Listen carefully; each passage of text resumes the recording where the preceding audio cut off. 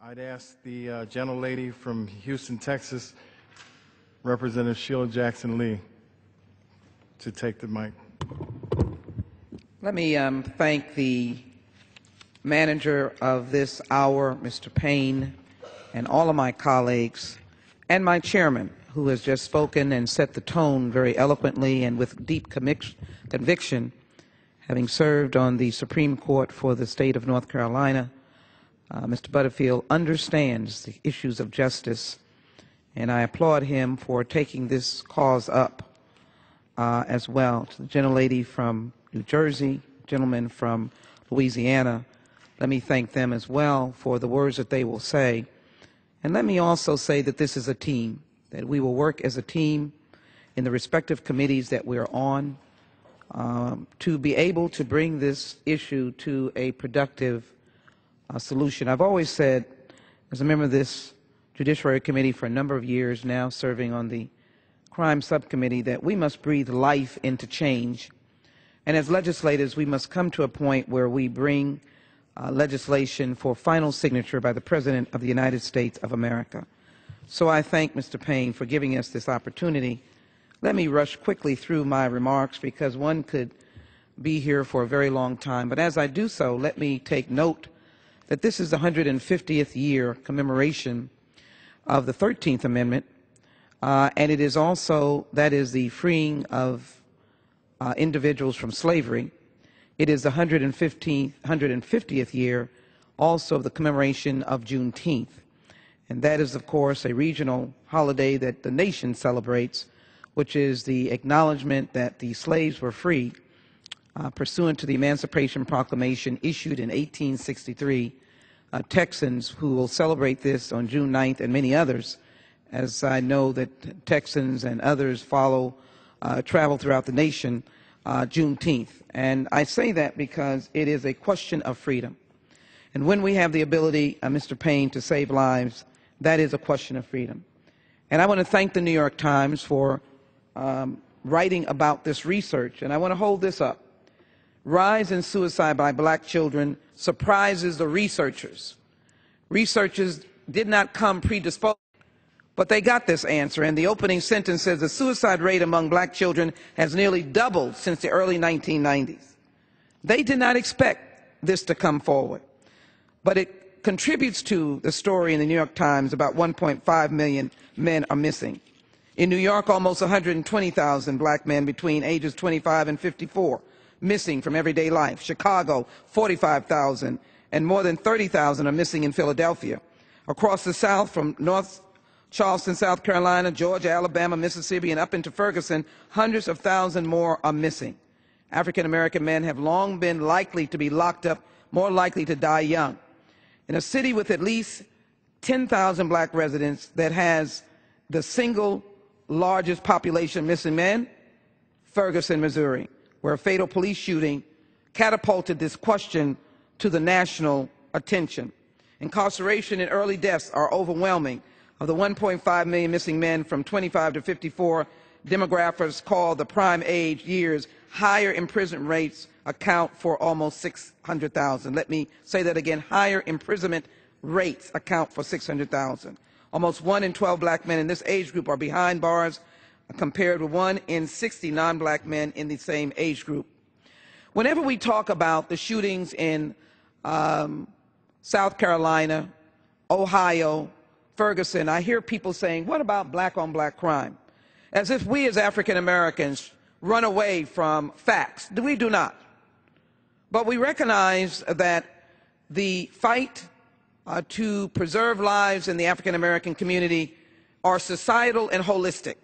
It deals with education and job opportunities and health care and mental health care. And it calls upon the nation to respond. But it does not put aside what we have faced over the years by killings of black men, even from the time of slavery and Reconstruction into the 1900s, all through the time of segregation, that we found that they were in the eye of the storm. And so let's not distract or detour from the crisis of incarceration and the crisis of what happens in the African American community, in the justice system, by suggesting that any of us are ignoring black-on-black crime. I am glad that the Congressional Black Caucus want to look at the holistic issue of how do you solve this problem. It does not take the attacking of the black community, of ignoring the fact that crime is perpetrated there. I think everyone knows that perpetration of crime or perpetrating crime impacts your neighbors, impacts where you live, just as it does in incidences dealing with white crime or white-on-white crime or Hispanic or Asian. People usually engage with those who are familiar. So I am looking to work with this very august body to talk about how we can stop the tide of suicide and the incarceration of our young people. Let me cite these examples as I come to a close. Let me just give you an example of Kevin McHale, Smallwood Jones, was on a Dean's List student with a 4.0 grade point average on a full academic scholarship to one of the most respected historically black colleges in the country. Prior to enrolling in Atlanta's Morehouse College in the fall of 2006, he was a football star and upcoming homecoming king at his Washington, D.C. area high school. English sophomore, he dabbled in photography, mentoring at-risk youth in his free time. And last winter, he was planning an elaborate birthday celebration, but he was preparing to accept a prestigious summer internship. He never made it to either. On February 23, 2008, less than 2 weeks before his 20th birthday, Kelvin shot himself in the head with his mother's gun on the deck of a suburban Atlanta farmhouse that she brought to live closer to him. This very statement is hurting. It's hurting the family.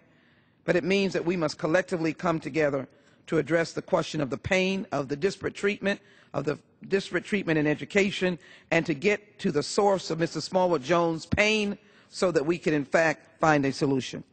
On the criminal justice end, I realize that criminal justice is not the answer to all, but it is a side parallel effort that we must correct in order to give dignity to those who may have detoured but yet do not need to be condemned for life.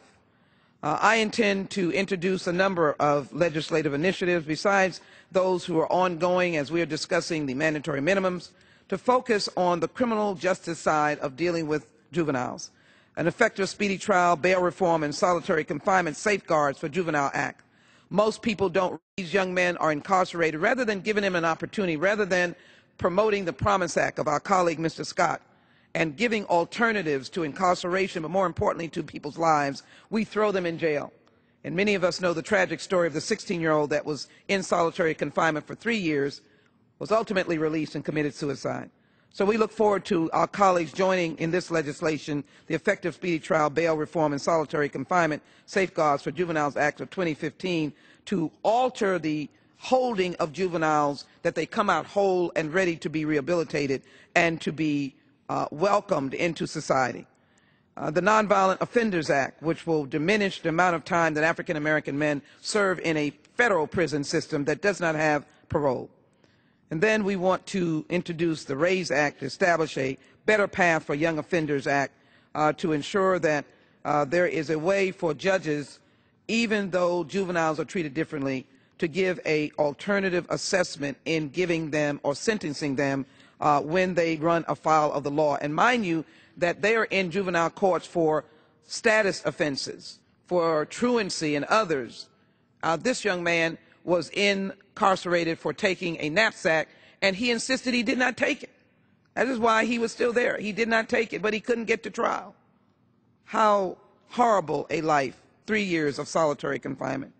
So, Mr. Payne, let me thank you for leading forward on this august day and time, this year of commemorating the 150th year of the 13th Amendment, when we were declared free, meaning the ancestors, African-American slaves. It should be a telling moment that this is also the year, 50th year of the commemoration of the 1965 Voting Rights Act. This should be the year that we restore those voting rights to individuals who've detoured. We should restore Section 5. We should preach freedom. We should encourage those who want to advocate for fixing the criminal justice system, which can incarcerate and enslave and as well deny freedom. This is a time that we can join together in the Congressional Black Caucus and free people in the right way and put them on a pathway of contributing to this great country. They are worthy, and they have the talent, the stardom to contribute. I look forward to working with all of you for that journey and for those results. With that, I yield back.